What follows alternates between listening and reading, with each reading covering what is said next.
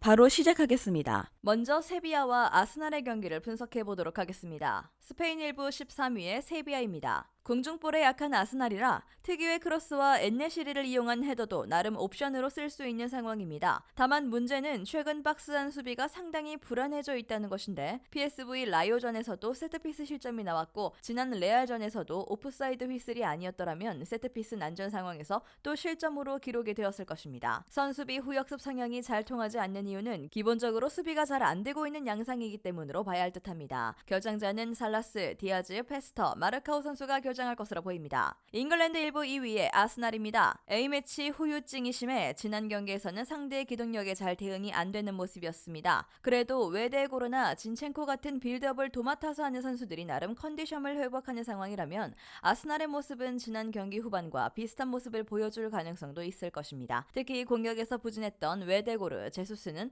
모두 A매치 풀타임을 뛰거나 대륙을 넘어와야 했던 자원들이었습니다. 결장자는 팀버 선수가 결정할 것으로 보입니다. 아스날이 나름 체력적인 부분을 보완한다면 지난 경기 후반과 같은 모습을 기대해볼 수 있을 것으로 보입니다. 물론 아직 기동력이나 공중볼에 대한 대응이 아주 완벽하지 않을 수 있다는 점을 감안해야겠지만 애초에 세비야가 보여주는 최근 수비 퍼포먼스는 그다지 좋지 못합니다. 2.5오버나 아스날의 승리를 기대해볼 수 있을 듯합니다.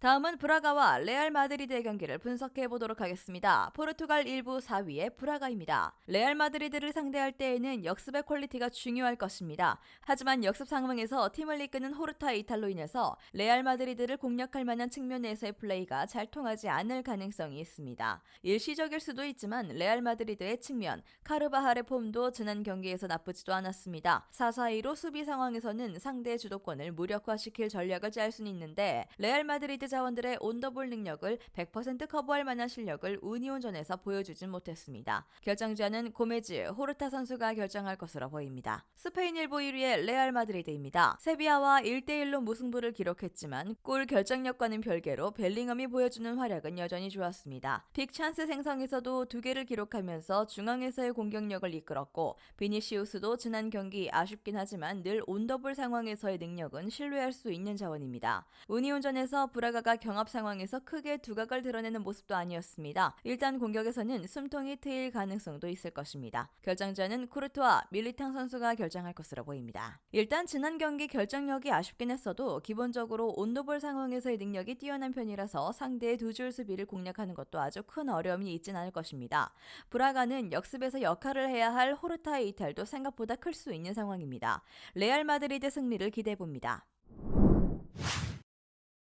다음은 우니온 베를린과 나폴리의 경기를 분석해 보도록 하겠습니다. 독일 1부 14위의 우니온입니다. 상대의 수비력 저하나 공중볼 경합에서 약점을 이용해볼 여지는 있을 것으로 보이나 본인들의 수비력도 별로라는 점을 생각해야 할 듯합니다. 일단 상대의 빌드업을 조기에 저지하는 모습을 보여주지 못하고 있는 것이 상당히 치명적이라고 할 수 있을 것인데 나폴리의 중원에서 공이 도는 것을 방치한다면 지난 경기 나폴리가 보여준 화력을 그대로 맞이할 수밖에 없을 것입니다. 결정자는 쇠퍼, 델, 카우프만, 슈벌로프, 루실론, 유라노비치 선수가 결정할 것으로 보입니다. 이탈리아 1부 4위의 나폴리입니다. 오시멘이 없이도 3골을 넣었습니다. 흐비차와 폴리타노가 3골 2도움을 합작하는 등 오랜만에 측면에서의 공격이 잘 터지는 모습이었는데 사실 로버트카가 체중을 감량하면서 전진성과 탈압박 능력이 좋아진 만큼 우니온을 상대로 중앙 빌드업도 크게 문제가 될 소지는 적은 상황으로 봐야 할 듯합니다. 김민재 이탈 이후에 불안해진 수비력이 다소 아쉽긴 하나 일단 공격력은 꾸준히 유지할 수 있을 것입니다. 결정자는 제수스, 안귀사, 오시멘 선수가 결정할 것으로 보입니다. 수비력이나 우니온의 롱볼에 대응할 만한 공중볼 경합 능력이 좀 아쉽긴 하지만